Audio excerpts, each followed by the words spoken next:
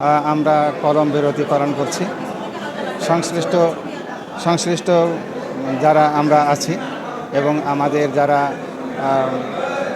ঊর্ধ্বতন কর্তৃপক্ষ আছেন তাদের কাছে আমাদের এই বিষয়ে একটি পরামর্শ অথবা আমাদের পক্ষ থেকে দাবি যে আমরা যেন বৈষম্যের শিকার থেকে মুক্ত হতে পারি এবং সকলের মধ্যে যেন স্বস্তি বিরাজ করে। বিশেষ সাধারণ শিক্ষা ক্যাডারের সহ 25 ক্যাডারের এই কলম বিরতি চলছে।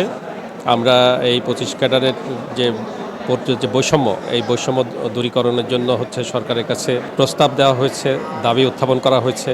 আমরা আশা করব যে এই নানান ক্ষেত্রে যে বৈষম্য আছে সেই বৈষম্যগুলো যেন সরকার সুবিবেচনা গ্রহণ। আমাদের মূলত কেন্দ্রীয় যে আন্তঃক্যাডার বৈষম্য নিরসন পরিষদ যারা আছে তারাই মূলত সিদ্ধান্তগুলো নিয়ে থাকে আর কি। তো এইভাবে ধারাবাহিক কর্মসূচি হিসেবে আমাদের গতকাল এবং আজকে এই দুদিন প্রোগ্রাম ছিল।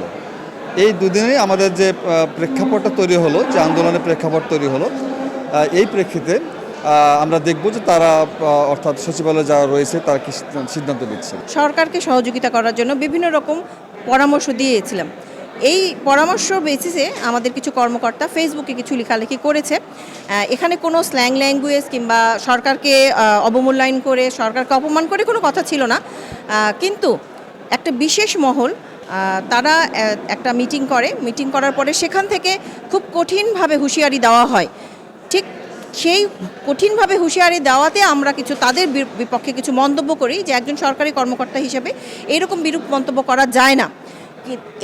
শুধুমাত্র আমরা বলেছি যে এইরকম মন্তব্য করা যায় না, এই পরিপ্রেক্ষিতে আমাদের 12 জন কর্মকর্তাকে সাসপেন্ড করা হয়েছে। অথচ যেসব কর্মকর্তারা ওপেন এইরকম বিরূপ মন্তব্য করলো তাদের সম্পর্কে কিন্তু কোনো তাদেরকে শাস্তির আওতায় আনা হয়নি এবং তাদের সম্পর্কে কোনো মামলাও হয়নি।